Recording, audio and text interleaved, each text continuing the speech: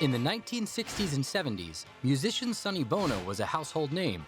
With hit songs like I Got You Babe on the radio and the Sonny and Cher show on TV, he and his wife Cher were the showbiz power couple of the day, reinventing what it meant to be an entertainer. Tell me, O fortune teller, will I receive great wealth? You are short. When a public and bitter divorce battle divided the couple and their business, Bono had one of the most incredible second acts in Hollywood history. He became a U.S. congressman. But when a sudden and tragic accident took his life at age 62, his estate became a legal battleground. Bono died without a will, which set the stage for his wife and children, his world-famous ex, and a mysterious man making an astounding claim, all grappling over their share of his $2 million fortune. When Bono passed away, there were many unanswered questions. Did he have a will or trust? Who would oversee his estate? And who did he leave his fortune to? Husband and wife attorneys and media experts Danielle and Andy Mayoris uncovered the truth behind the legal fight for Sonny Bono's fortune. It was a legal horror story.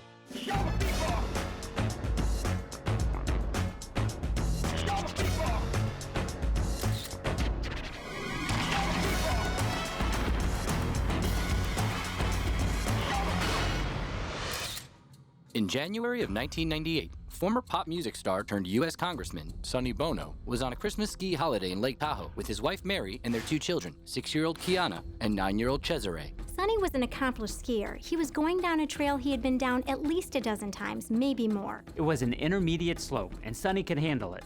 Or so he thought. Mary and their two children skied all the way down the bottom of the trail looking for him, but they couldn't find him at any of the stops along the way. After 2 hours passed, Mary became concerned. Mary got in touch with the lodge staff, and she asked them had anybody reported a skier down, anything from any of the hospitals, and of course all the answers were no. Around 6 p.m., 4 hours after Bono was expected back, word came. Ski Patrol had found the body of a skier who had collided with a tree. Mary took a snowmobile to the scene and made the identification. It was her husband, Sonny Bono.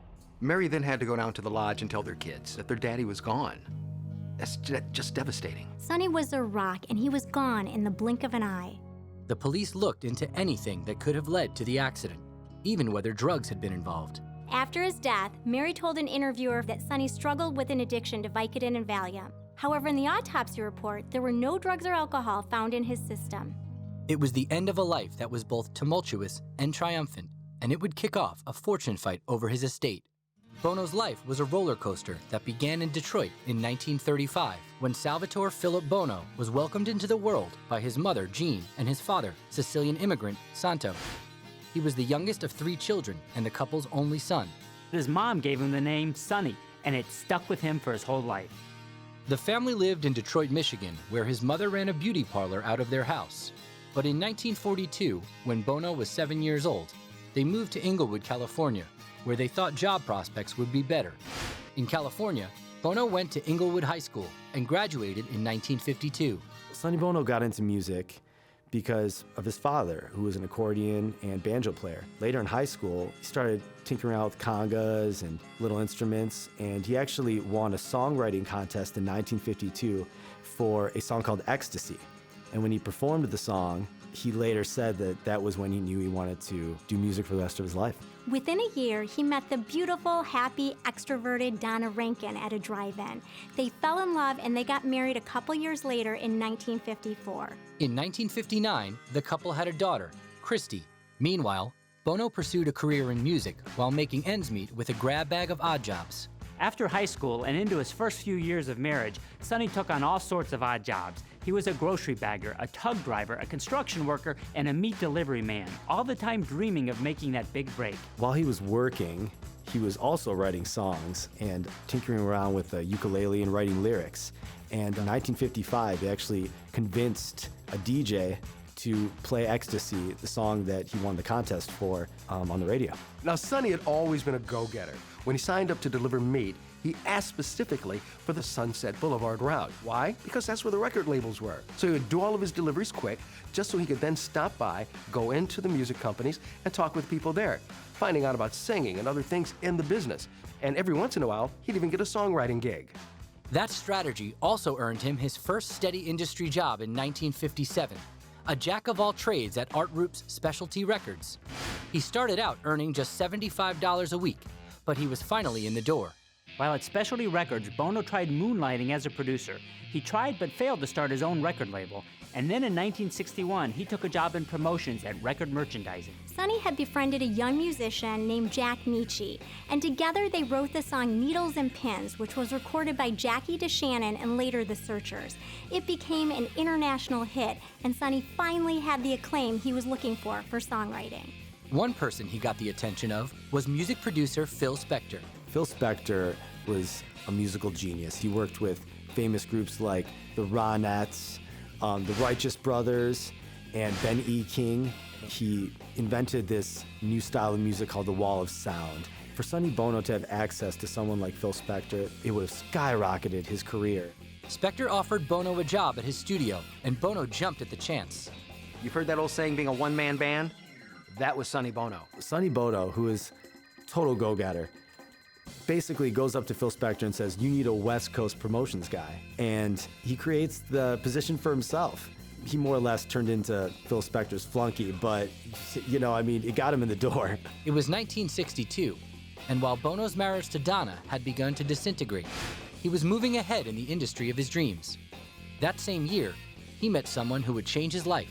It was November, and he went to meet a friend at a coffee shop. In 1962, Sonny Bono met up with a friend at Aldo's coffee shop, and little did he know it was a surprise double date. And there he met with a young lady named Sherilyn Sarkeesian, Cher, and she told him that she was 18, but she was 16 at the time. To hear Cher tell the story, she was smitten with Sonny from the moment he walked through the door. She thought he was so cool wearing his fur boots and bowl haircut. The only problem was Sonny wasn't available at the time. Not only was he married, he also had a child. By his own admission, Sonny Bono was a lousy husband. His wife, Donna, and him were on the rocks for some time, and it was pretty much over by the time he met Cher. They made it official that their 8-year marriage was over in 1962. Sonny's wife, Donna, filed for divorce.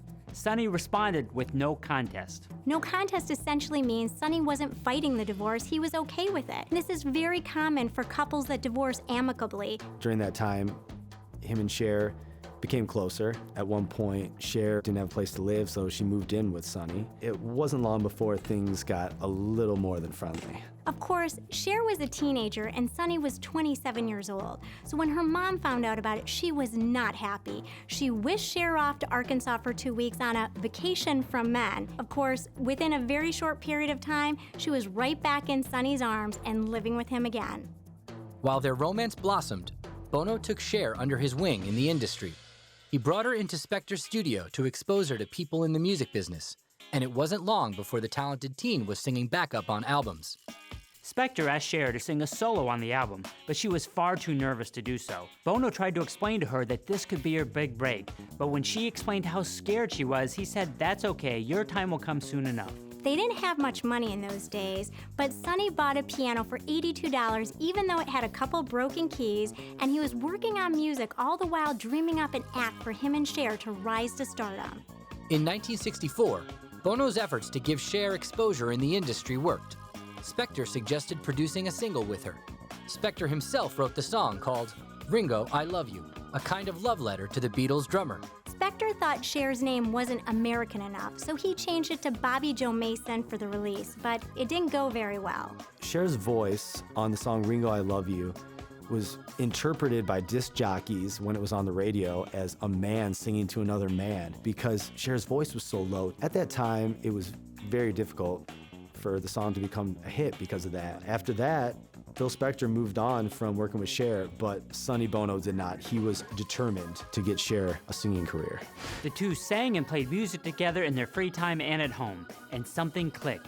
Before long, Bobby Joe Mason was left in the dust, and Sonny and Cher were a duo. She was beautiful and had a terrific voice, and he had hustle, so of course it was bound to work. Sonny thought they would be more marketable if they were married. So the couple started telling everyone that they had tied the knot.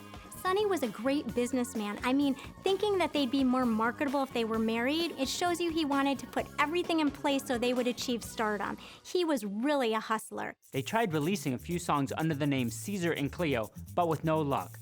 In late 1964, they released the song Baby Don't Go, which got some airplay on the radio and led to some paying gigs. It was their first taste of success. But Bono was business-minded. Now that they'd had a soft hit, he wanted a better deal with the record label. So he renegotiated a deal with Atco Records. They got a $5,000 advance on their next album and a reported 8% royalty on sales.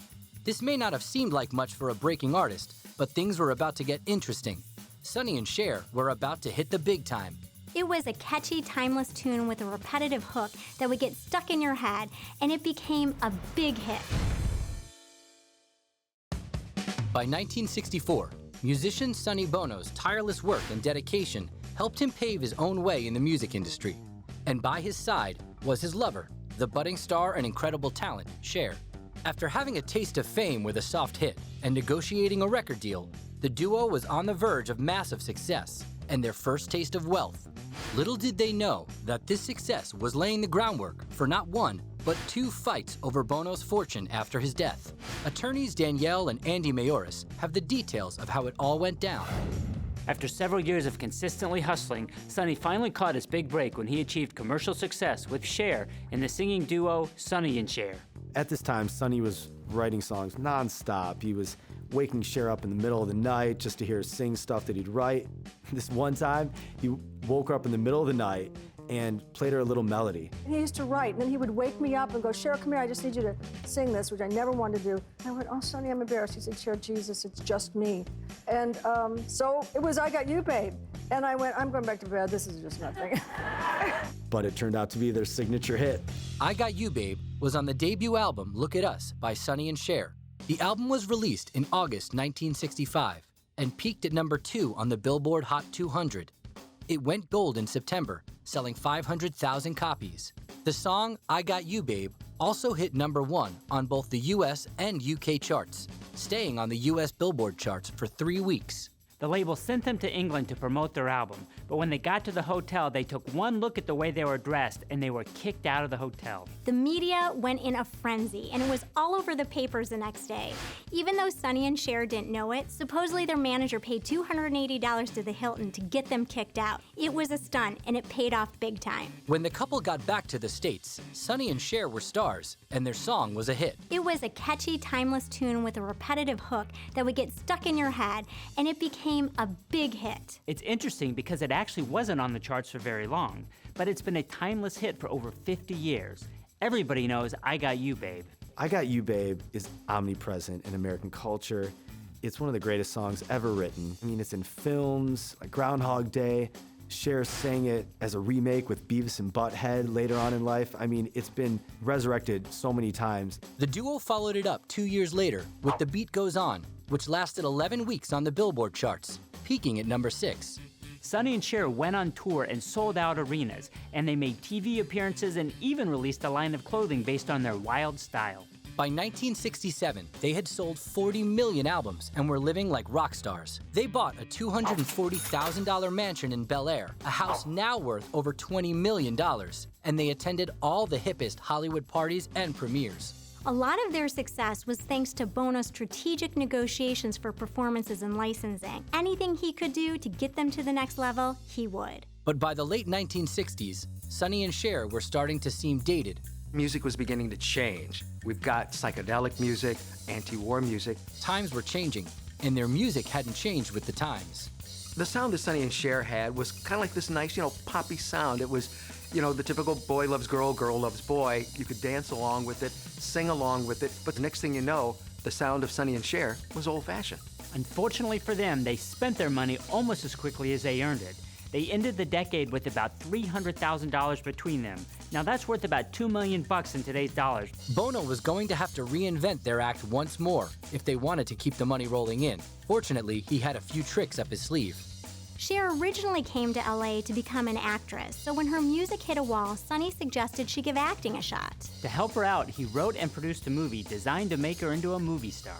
The movie was titled Chastity, and it was about a sexy hippie runaway and her adventures on the road. Meet Chastity. She's a bummer, a loser, a cop-out, a dropout. Bono Bono invested their savings, scrambled for outside funding, and even pawned furniture from their Bel Air mansion for $10,000 to make the film. As they were finishing the movie, Cher revealed that she was pregnant, and they had their first child, Chastity, in March of 1969. The movie of the same name debuted 3 months later in June 1969.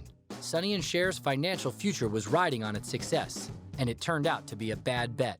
It was a disaster at the box office, panned by critics, and the entire investment Bono had made was gone. Probably the only good thing that came out of the movie Chastity was that's where they got the name for their daughter. To make matters worse, Bono hadn't been paying taxes on the couple's earnings for over a year, something the IRS eventually figured out, slapping them with a $200,000 bill. By the time 1970 rolled around, they had another mouth to feed, but they were almost as broke as they were a decade before when they started out. But Bono didn't give up. He did what he does best and found a way to reinvent their act, from concert hall singers to nightclub performers, booking Sonny and Cher in the Las Vegas Flamingo Hotel. At the time, Vegas was the domain of Liberace and Sinatra. Cher and Sonny were different. They appealed to a much younger crowd, and their act was a huge success. Now, not only were they singers, but they, kind of did the loungy thing. They interacted with the audience, they had comedy skits, and every once in a while would have a guest star. Sonny envisioned the Vegas thing as a temporary way to pay the bills, but it really took off. They took their show to hotel lounges and casinos all across the country. The couple toured nonstop, working tirelessly to replenish their bank accounts and stabilize their debts.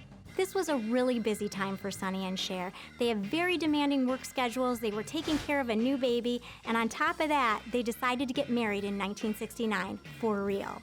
And then fate smiled on them. Fred Silverman, then the head of programming at CBS, saw their Vegas show. He felt there was something special about them and their act, and he thought this could really play well on television. In 1971, just 2 years after their disastrous feature film Chastity, their TV show launched. The Sonny and Cher Comedy Hour was a primetime hit on CBS. Ladies and gentlemen, Sonny and Cher. One of the reasons the show worked so much was the amazing chemistry between Sonny and Cher. They would joke with each other, they showed their personalities, and they were lovable and likable. The couple's chemistry was the key to the show, with Sonny often playing the well-meaning fool, and Cher being the confident, glamorous star. We went out on the road, and I got these sensational reviews on the road. I mean, Sonny Bono was fantastic in Vegas, super in New York, and dynamic in Los Angeles, and boring at home. She would make fun of his height, make fun of different things that he would do around the house. Typical husband and wife stuff at the time where, she's making fun of him. He's trying to make fun of her, but it always just wound up falling back on him. The TV program also served to promote their music, and they were selling out venues around the country, making $60,000 a night. They took in $4 million in 1972. They bought a stately 9-bedroom Holmby Hills mansion from actor Tony Curtis for $750,000. It seemed like they had found their second wind, but at home, not all was hunky-dory. Sonny and Cher's work schedules understandably took a toll on both of them, and allegedly, Cher really began to resent how controlling Sonny was. You always have your hair in your eyes. I cut about, I'm not supposed to say that. I cut about an inch off it because I'm not allowed to. I don't let her cut it. By 1974, the Sonny and Cher show had entered its 4th season, and while all of America was loving watching them on TV, behind the scenes, their personal life was unraveling. Sonny was living with his girlfriend, and Cher was having an affair with record producer David Geffen. Sonny Bono wrote in his memoir that neither the public nor their child Chastity knew about their marital problems. Chastity was just too young to understand. Ultimately, it was Cher who pulled the trigger. In 1974, after 11 years together and 5 years of marriage, she filed for divorce. Their divorce proceedings were ugly. When Sonny and Cher were married, they had a single enterprise together called Cher Enterprises. Cher accused Sonny of withholding her share of earnings and took Sonny to court over the custody of Chastity. And on top of the impending fortune fight, Cher made a stunning accusation. Involuntary servitude. That's what Cher claimed in her divorce filing against Sonny. Cher was essentially claiming that Sonny had made her his slave. By the mid-70s, Sonny Bono had gone from meat delivery man to one of the most recognized and well-paid entertainers in America, alongside his wife, Cher. They had earned, spent, and regained their fortune in only a few short years and were household names across America. But the lovable couple fans saw on television had fallen apart behind the scenes, and they were soon to be marred in a financial battle. In February 1974, Cher filed for divorce, making a shocking claim. Involuntary servitude. That's what Cher claimed in her divorce filing against Sonny. That in essence, she was being forced to sing and act and perform without getting fair compensation. This is a very uncommon reason to cite for a divorce and has been associated with Cher since she did so. Years later, Sonny talked about how the divorce, and this allegation in particular, really affected him. He said, quote, "I recoiled in shock. Cher's charge was a callously legal way of saying that she had been my slave, not my wife, my lover, my best friend, my inspiration, or the mother of our child, but my slave." This absolutely sent a message to all across America that she felt she was being treated unfairly. This was a very bad divorce. They were both hurt and angry, and this divorce was very much out there in the public. They had been on primetime TV as a married couple for 4 years, so the divorce was big news. It was everywhere. During their divorce proceedings, Sonny and Cher continued to live together. However, they were both seeing other people at the same time. This created a tense environment at home. At one point, Cher, Sonny, and Sonny's girlfriend were all living under the same roof. One evening, Cher and David Geffen, with the help of some detectives, changed all the locks on the residence, leaving Bono stranded outside. But it wasn't just hurt feelings that they had to sort out. There was the matter of child custody and the fortune they'd made together. When Sonny and Cher were married, they had a single enterprise together called Cher Enterprises. This was the entity that he had set up that owned all of the royalties for their TV show and their music. Cher was shocked when she learned that Sonny owned 95% of Cher Enterprises. You have to wonder exactly what was going on here. I mean, for Sonny to have 95% of the royalties, she did cite involuntary servitude in the divorce documents, and it really makes you think, was he controlling her in the business world as well as in their personal life? Cher sued to get alimony and her fair share of the profits from the work they did together in what would be the first of many legal battles regarding Bono and his money. What she was saying in the divorce, as well as telling the world, was that she was owed wages by Sonny. He was taking advantage of her in business. It's really not that unusual to have business arrangements where one person has a much greater control in it than the other. However, here, the unusual aspect is that they were married and they were equal contributors to this enterprise. Cher was younger than Sonny and she was less experienced. It seemed like Sonny did take the lead when it came to negotiations and business, but at the same time, she wasn't getting paid what she deserved. Because of the divorce and this being a marital asset, she had strong legal grounds to go in and fight for 50-50. When the couple finalized their divorce in 1975, Sonny was reportedly ordered to pay Cher $25,000 per month for 6 months, $1,500 per month child support, $41,000 in attorney fees, her continuing royalties arising out of the music they wrote and performed together, and royalties from the Sonny and Cher Comedy Hour TV show. By the time the divorce was settled, the Sonny and Cher show was long over, having ended at the beginning of its 4th season. Cher's relationship with David Geffen had ended too, and musician Greg Allman took his place. 3 days after she and Sonny divorced, she married musician Greg Allman. That marriage only lasted 9 days.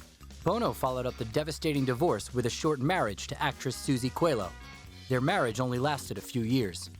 In the years after Sonny and Cher's 1975 divorce, both their careers stalled. This prompted them to give their professional relationship another shot. So in 1976, a year after their divorce, Sonny and Cher decided to give their old TV show a new life. Well, I really like Sonny and Cher, especially Sonny. Yeah, well, I don't know. I think they're kind of strange. I mean, look, Sonny used to be married and he had a daughter, right? And then he married Cher and then they had a daughter. Yeah. Then they got a divorce and she married this guy and they just had a son. But meanwhile, Sonny and Cher are still working together. You know, I'm not sure if I approve of that sort of thing. When the original show was canceled because of the divorce, it was still doing really well. So CBS, along with Sonny and Cher, decided to give it another try. This time, they were calling it the Sonny and Cher Show. Unfortunately, their on-camera chemistry couldn't survive divorce. The barbs and insults that worked so well while the couple was still married just wasn't the same after their divorce. In fact, Bono said that joking to audiences about their divorce wasn't the classiest thing in the world. The new show only lasted 2 seasons, and it would be the last time that the two of them worked together professionally. Do you ever think to yourself, gee, maybe we could get back together? As in what capacity? Get married again. Well, I don't know. Mary wouldn't feel too good about that right now. My wife wouldn't like that. Without Cher by his side, Bono reached an all-time low. Cher's star was really beginning to grow and grow and grow. She became a major singer, also an actress, putting on sold-out concerts. Whereas for Sonny, he was making guest spots on Love Boat and Fantasy Island. By 1979, he felt that he was pretty much past his prime and it was time to move on to a different direction. So instead of just sitting back going, I'm just still gonna be a singer no matter what, he opens up a restaurant, which becomes very successful because people are going, hey, that's Sonny Bono's restaurant. Let's go there, he might be there and we can get a picture. Bono's Italian restaurant opened in Palm Springs in 1985 and was the jumpstart he needed to build a new life for himself in the storied desert community. At the time, Palm Springs was a legendary hangout for the likes of Frank Sinatra and Marilyn Monroe. But by the time Sonny got there, it had lost some of his luster. The desert community still had the amenities of a leisure town: golf courses, pools, and country clubs. The restaurant became a local favorite. Sonny was in his 50s when he went to Palm Springs and met Mary Whitaker. Even though she was 26 years younger than him, they had a great relationship, and they ended up getting married and having 2 children. And then they ran the family restaurant together. Little did Mary know, just over a decade later, she'd be dealing with the financial debacle of Sonny's estate. In 1988, Sonny and Mary's son Cesare was born, and a twist of fate led Bono down a surprising new career path. Sonny was looking to expand his restaurant and he wanted to put in a bigger sign. So he went to City Hall to apply for a permit and was told no. He was incredulous. He kept asking, but he was stuck in the bureaucracy. Then he had trouble with his house. He wanted the city to fix a retaining wall, but they said it was his problem. He got fed up and decided he was going to run for mayor. Eventually, the only solution I could come to get it done was to run for mayor and fire the person that I had been dealing with. He ran as a Republican, and his platform was based on bringing in new business to the town and putting it back on the map as a prestigious vacation destination like it was in the 1950s. I'm running for mayor because I think this city needs somebody who's honest and who can lead it and who shoot from the hip. He won the race, becoming mayor of Palm Springs in 1988. He ran a very successful campaign and in fact was elected by the widest margin in the history of the state. He received 4,842 votes.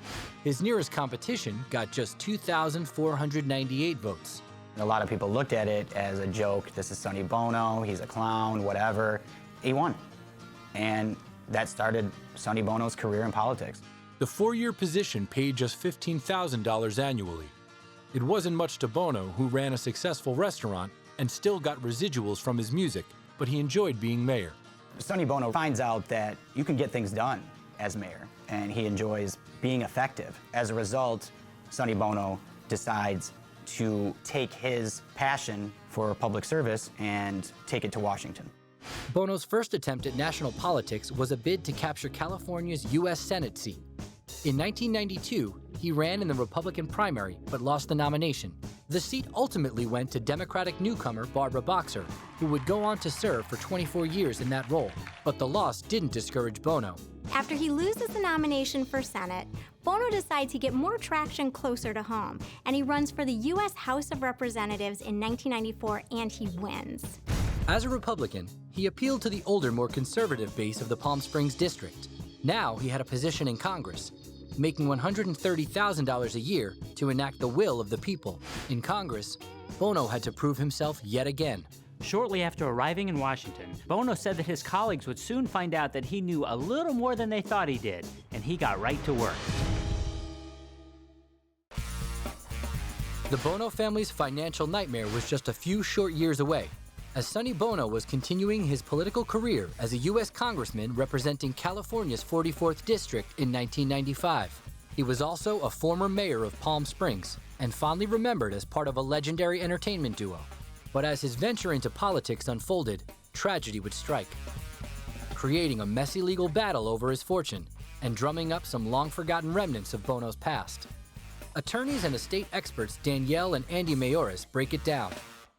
Shortly after arriving in Washington, Bono said that his colleagues would soon find out that he knew a little more than they thought he did, and he got right to work. Sonny's run in politics was just like his run in music. When he first started out, no one took him seriously. No one thought that he was really going to succeed. So when Sonny Bono gets to Washington, his colleagues in the House have somewhat of a similar view of him as the public at large, that this guy's an entertainer and he's not to be taken seriously. It's an opinion that Bono worked hard to change. There were some reports that Sonny's Capitol Hill colleagues called him Mr. Cher or Sonny Bonehead, but he said it was a hill he'd have to climb and he just pushed forward. He works on legislation that will extend the royalties period for musical artists, and clearly he has an expertise in this area. But his conservative positions weren't without controversy. He supported the 1996 Defense of Marriage Act, which denied federal recognition of same-sex marriages. His position alienated Chastity, who'd come out as gay years earlier. In fact, Chastity accused him of pandering to his conservative colleagues. In all, Bono sponsored 16 bills, and his priority was to reduce bureaucracy. By 1998, after 3 years in Congress, Sonny Bono had proven himself to his fellow legislators. But it was then that tragedy struck, and his fortune entered limbo.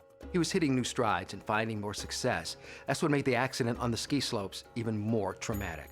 Sonny Bono's death was met with an outpouring of grief and sympathy. When the news of Sonny's death broke, many were devastated. The flag over the U.S. Capitol was flown at half-mast that day. Hundreds attended his funeral, including former President Gerald Ford, House Speaker Newt Gingrich, and sitting congressmen, as well as many other friends. Sonny was survived by his wife Mary, his 2 ex-wives, and his 4 children. Cher was reportedly devastated by the news and gave a moving eulogy at the request of Sonny Bono's family. Some people thought that Son wasn't to be taken seriously because he allowed himself to be the butt of the jokes on the Sonny and Cher show. What people don't realize is that he created Sonny and Cher. He wanted to make people laugh so much that he had the confidence to be the butt of the joke. I can't go through the rest of my life without you. I just remember watching her at the funeral when it was on television, and she was just, crying, of course, and just talked about how important Sonny was to her life. But incredibly, what Sonny Bono didn't leave behind was a will. Maybe Sonny didn't do a will or trust because he just assumed everything would go to his wife, Mary. This is a very common mistake that a lot of people make. But it doesn't matter if you've been married 5 months or 50 years. There's no inherent right for your spouse to receive everything from your estate. It just doesn't work that way. If you pass away without a will, then the laws of the state that you live in will determine who receives your assets and when. At the time of his death, Bono and his wife Mary had been married for 12 years. Twice as long as his more famous marriage to Cher. Mary was left to pick up the pieces without the help and guidance of a will. In order to receive the assets left in his estate, she would have to go through a vigorous legal process. Mary hired an attorney and filed a petition for probate. Mary should have been allowed time to grieve for her husband, but instead she had to deal with the probate court, she had to deal with caring for her young children, creditor claims, paparazzi, you name it. But Mary had to press on to settle the estate. Mary filed paperwork with the court informing them that Sonny had $1,550,000 as personal property and $150,000 as Sonny's annual income. Mary was essentially saying to the public that Sonny was worth $2 million. This isn't information that you particularly want made public. Anytime you have large sums of money tied up in probate, people can come out of the woodwork looking for a handout, and it's especially problematic when the person who died didn't have a will. For most people, it doesn't matter if you're a multimillionaire or you have a very modest estate, 9 times out of 10, a trust is going to be better. A trust is a legal document that you can create to control your assets both during your lifetime and after you pass away. If Sonny would have used a trust, it would have allowed him to keep his affairs outside of the public eye and just within his family. Keeping things quiet was impossible by that point because the estate value was publicly disclosed in the proceedings. It's never an easy process. This is especially true when there are multiple creditors who come looking for money owed by the person who died. And it seemed that Bono owed some money. The first of Mary's battles against creditors began with Kent Stevens, who sought $53,000 owed to him by Sonny. And an attachment to the claim was a contract for $25,000 with an interest rate of 9% to be added on every year if it wasn't paid for. The initial loan note that Stevens presented was dated 1984, 14 years earlier, and the interest added up to $53,000. Sonny owed more in interest than the actual loan was worth itself. Then another creditor came looking for a payout, one that shocked everyone involved: Santo Bono. Sonny's own father, Santo, sought money from the estate. The claim stated that on Christmas Day, 1996, Santo had made a personal loan to Sonny in the amount of $30,000. Of course, you have to wonder the fact that this was dated on Christmas Day. Could it have been a Christmas gift? The check was written at a time when Bono was running for office, so it's possible that his dad was just helping out his overextended son. When you're talking about family members like a father loaning money to a son, normally you'd expect the family to simply work it out amongst themselves and not have to go through the formal claim process. It seemed that Bono's father didn't think he'd get the money back without filing an official claim. If a proper claim isn't filed in time, the person who's owed the money loses the right to pursue it altogether. But the Christmas loan was the tip of the iceberg, because soon after, Bono's famous ex-wife Cher and her team of lawyers would bring a lawsuit against the estate. She would make a claim not just on money Bono made when he died, but money that their music would continue to earn. It appeared on the surface that Cher was being greedy. Someone worth $300 million making a claim against the estate of her late husband? But when you dive beneath the surface, Cher's claim was more complicated. What she wanted was money she felt she was owed from music deals struck long ago. Cher filed a formal claim against the estate in order to protect her rights to recover royalties that she was owed. Really, Cher had no choice but to file the claim in the 90s to make sure that those hard-earned rights were protected going forward. The court records show that Sonny's share of the music and TV royalties exceeded $1.6 million, which means that Cher's share would have been comparable. Bono's portion would continue to flow as well, now to Mary. With Bono gone, Mary would be the one to make sure everything was handled properly in the arrangement between Bono and Cher. We know that Cher did not receive any money from the estate for her claim. Rather, she received an agreement that the royalties owed to her would continue to be paid to her. What this means is that Mary was able to document that Cher had been receiving her fair share of the music and TV royalties from Sonny and would continue to do so from the estate into the future. Cher and Mary agreed to cooperate to make sure that the royalties were fairly paid not only to Cher but also to Sonny's children. Cher and Mary's cooperation would extend more than 10 years. In 2009, Cher filed a lawsuit on behalf of both of them against Universal Music Group, claiming that they were owed $5 million in royalties from 2 compilation albums that included Sonny and Cher songs. A spokesperson for Universal Music said it was a meritless claim, but we never found out publicly what the settlement was. After resolving the lingering issues with Cher, Mary Bono may have thought she was out of the woods. But actually, it was just the beginning. Sonny Bono was an entertainment legend and United States Congressman when he died unexpectedly in 1998. His widow Mary handled his estate, including a surprise claim from a man named Sean Machu. On July 2, 1998, a man named Sean Machu filed a legal claim against the estate, claiming that he was the son of Sonny Bono. Machu was a 35-year-old actor living in Marina del Rey, California, born on April 10, 1964. His mother was dancer and actress Mimi Machu. Mimi Machu rose to fame in the 1960s as a dancer on Hollywood A Go-Go. She also was an actress in movies like Psych Out with Jack Nicholson, as well as Head when she played Lady Pleasure in a movie that featured the Monkees. Sonny Bono and Mimi Machu traveled in the same circles back in the 1960s.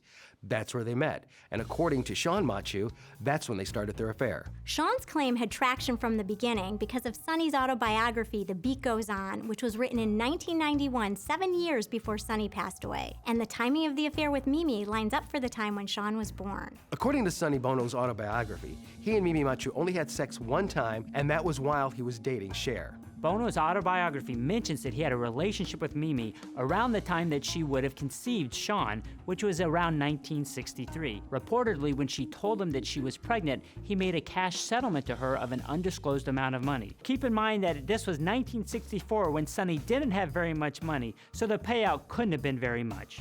But no paternity test was ever done. The whole matter had been forgotten until Bono's death. So while Sean was a surprise, it certainly was plausible that he was Sonny's child. But speculation isn't enough for a legal claim. When someone files a claim against an estate claiming to be an illegitimate child, there's a 2-step process they have to go through legally. First, they have to convince the court that they were acknowledged by the father during their lifetime with clear and convincing evidence. Incredibly, Sean showed the court a piece of evidence that convinced the judge his claim could be legitimate. Sean actually came to the table with a legal document to prove he was Sonny's child. It was a birth certificate. Machu's birth certificate listed his date of birth as April 10, 1964, and lists his mother as Mimi Georgette Machu, and his father, Salvatore Bono, a 29-year-old self-employed record producer. This information was never made public, and it had to be a shock to Mary when she found out. So there it was in black and white, or was it? I mean, it really doesn't prove anything. Sean came and showed this birth certificate, but his mom could have added Sonny's name. It doesn't mean that he's the actual father. And of course, the document could have been forged as well. But it did give the court a reason to entertain what he had to say. Now, in this case, Machu had enough evidence in his favor to get past the first hurdle and focus the court in on the DNA testing. The next step was to perform a DNA paternity test. So it all came down to DNA testing. It came down to science. Legally, it didn't matter whether or not Sonny Bono officially recognized Sean as his son. It simply mattered, did they have that biological relationship as father and son. Mary said she would not contest Machu's claim to a percentage of the estate of approximately $2 million if the DNA test proved Bono was his father. We don't know what the result actually was, but what we do know is Sean and his attorney went away quickly and quietly. So either he was Sonny's child and he was paid off, or he simply wasn't Sonny's child. Now, normally what you would have expected to see if the DNA results came back favorably to Sean is that he would have gotten an equal share to the others. Now again, with the confidential settlement that they may have reached, that wasn't necessarily the case. We know from the court records that Sean Machu was never formally recognized as an heir of Sonny Bono. It really makes you wonder, if Sean was Sonny's child, why did he wait until Sonny had passed away in order to claim money from his estate? Why didn't Sean or Mimi ever seek child support from Sonny? When it came time to divide the assets, any property that was in Mary and Sonny's name as husband and wife automatically went to Mary. None of this went through the probate process. For the assets that did go through the probate process, creditors were paid off the top, and then the rest was divided, a third to Mary, a third to Sonny's children from prior marriages, and then a third to their 2 minor children. Was this really what Sonny would have wanted? Well, we don't know because he never put his wishes in writing. If he would have done even a simple will, any good estate planning attorney would have been able to exclude any unnamed children. Or if Sonny wanted to provide for Sean and Sean was his child, he could have provided for him in the document. But we'll never really know what Sonny's true wishes are because the state that he lived in created that will for him. After his estate was settled, Bono and his work continued to be the focus of Mary Bono's life for years to come. Mary successfully ran for her husband's congressional seat. She was there for 15 years. She also continued to run the family restaurant that she and Sonny had before they got into politics. In the end, Sonny Bono's estate was settled, but he could have avoided so much stress for his family if the proper planning was done. Sonny, like so many people, didn't even do a simple will. 2/3 of Americans don't do a simple will. They procrastinate, and that's exactly what Sonny did. Sonny Bono is the only member of Congress ever to have had a #1 single on the US Billboard Top 100 chart. His accomplishments speak for themselves, but that doesn't excuse his procrastination when it came to making out a will. He put his family through a grueling probate process and cost them a small fortune in legal fees. Bono's legacy didn't end with his estate. His music and his legislation have left a lasting impression on the world. In that way, his beat still goes on.